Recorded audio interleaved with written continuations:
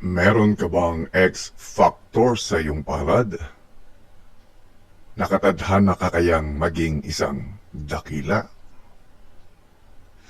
Paano kung ang mapa ng iyong kapalaran ay hindi nakasulat sa mga bituin kundi nasa mismong palad mo? Habang pinapanood mo ito, tingnan mo ang iyong kamay. Paano kung ang mga linya riyan ang tahimik na nagbubulong ng iyong dakilang kapalaran? May isang bagay na ginagawa ng halos lahat ng tao. Ito ay yung tinitingnan ang kanilang sariling palad. Mula sa sinaunang India, Egypt, China, hanggang sa mga pilosopo ng Greece, iisa ang tanong na paulit-ulit na ibinubulong ng sangkatauhan. May lihim bang mensahe ang ating mga kamay? Sa loob ng libu-libong taon, pinaniniwalaan na ang palad ay hindi lamang bahagi ng katawan, ito ay isang blueprint, isang banal na guhit ng kapalaran. Ngunit, totoo nga ba na may X-factor sa palad? Isang marka na naghihiwalay sa karaniwan at sa mga itinadhana para sa kadakilaan. Paano kung ang sekreto ng iyong tagumpay ay hindi mo na kailangang hanapin pa sa horoscope, personality test o manifestation video, kundi literal na nasa palad mo na mula pa noong isilang ka? May mga piling tao raw na may natatanging marka. Mga linya at bundok sa kamay na tila nagsasabing, hindi ka pangkaraniwan. May mas malaki kang papel sa mundong ito. Kalimutan muna natin ang simpleng panghuhula. Ang palmistry ayon sa mga sinaunang aral ay hindi lang tungkol sa kapalaran. Ito ay pagkilala sa potensyal. Ang tanong, random lang ba ang mga linyang ito o may mas malalim na disenyo? Mga pangunahing linya, ang headline o ang linya ng isip. Mahaba ba at malinaw? Yan ay tanda ng henyo at malalim na pag-iisip. Halimbawa, si Albert Einstein. Kilala siya sa pagkakaroon ng matinding analytical thinking. Ito ay dahil sa kanyang mahaba at malinaw na headline. Pangalawang pangunahing linya natin ay ang heartline. Ganito bang yung heartline o ang linya ng damdamin? Ito ba ay malalim at tuwid? Dahil kung ito ay malalim at tuwid, ikaw ay may kakayahang mamuno at magmahal ng may disiplina. Karaniwan na itong nakikita sa mga charismatic leaders. Faith line o ang linya ng kapalaran. Kapag malinaw at diretsyong paakyat, malakas ang calling sa iyong buhay. Maraming negosyante at world leaders ang may dominanteng faith line.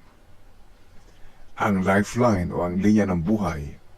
Bagamat hindi ito sukat ng haba ng buhay, ito ay ang lakas ng enerhiya at ang pagiging resilient mo. Ang pagiging resilient ay yung pagiging matatag mo sa kabila ng maraming mga pagsubok at unos sa buhay. Ikaw ay nananatiling matatag. Pagmasdan mo ang mga bundok sa iyong mga palad. Tingnan mo ang Mount of Jupiter. Sa Mount of Jupiter, kapag ka ito ay maumbok, ikaw ay posibleng maging isang leader o kaya ay CEO. Ikaw ay isang visionary. Katulad din ni Elon Musk, siya ay isang visionary thinking, risk taker at innovator. Ito ay dahil sa kanyang maumbok na Mount of Jupiter. Si Michael Jackson ay kilala bilang isang global icon, artistic at isang napakahusay na performer. Ito ay dahil sa kanyang maumbok na Mount of Apollo o ang Mount of Sun.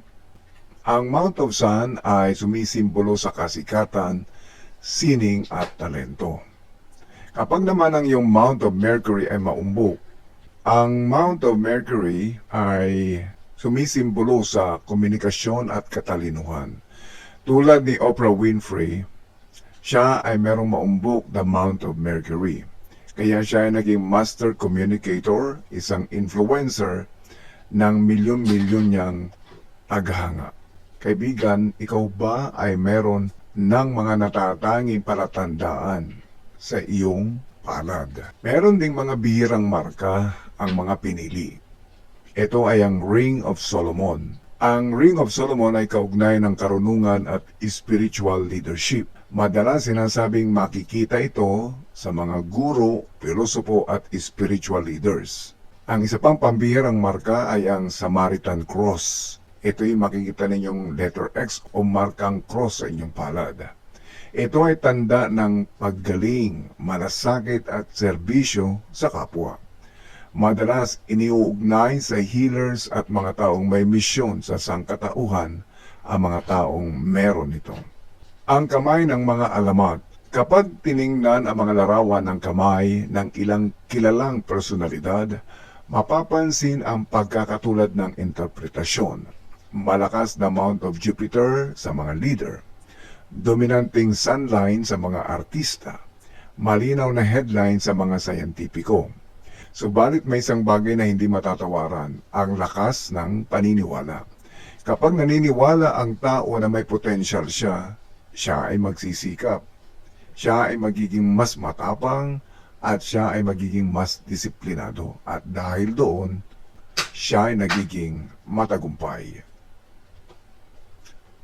Kaya ito ang tunay na tanong, ang lahat ba ay nakatadhana?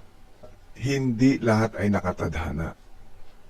Ang dapat mong itanong ay ano ang gagawin mo sa potensyal na ibinigay sa iyo. Ang palad ay maaring paalaala, ngunit ang kapalaran ay ginagawa natin, hindi lamang binabasa. Maaring may linya sa iyong palad na magsasabing ikaw ay magiging sikat, matagumpay, ngunit ikaw pa rin ang umahawak ng panulat ng iyong buhay. Kung ikaw ay may ambisyon, kung ikaw ay may pangarap, kung ikaw ay may determinasyon, yan ang tunay na X-Factor. Tingnan mo muli ang iyong kamay, kaibigan. Kung makita mo alinman sa mga ito, malinaw, malalim at diretsyong guhit ng lifeline, heartline, headline at faith line, maumbok na Mount of Jupiter, Mount of Apollo, Mount of Mercury, at Mount of Saturn, nasa mga palad mo ang magandang kapalaran na naghihintay lamang ng tamang pagkilos mo.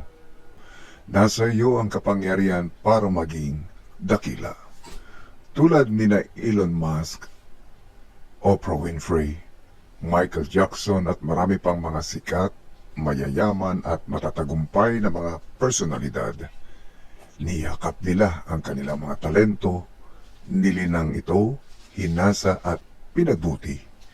Sila na mayroong mga pambihirang guhit sa palad ay hindi lamang naghintay ng kapalaran na dumating sa kanila. Sila ay nagsikap, nag-aral, at hinanap ang landas tungo sa kanilang pangarap.